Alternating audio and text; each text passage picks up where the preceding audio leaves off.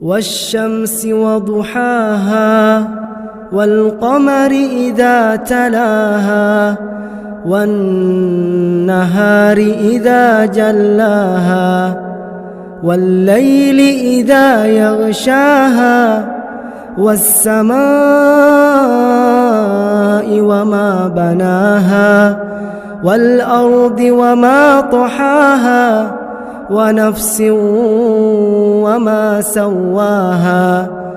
فألهمها فجورها وتقواها قد أفلح من زكاها وقد خاب من دساها كذبت ثمود بطغواها إذ انبعث أشقاها فقال لهم رسول الله ناقة الله وسقياها فكذبوه فعقروها فدمدم عليهم ربهم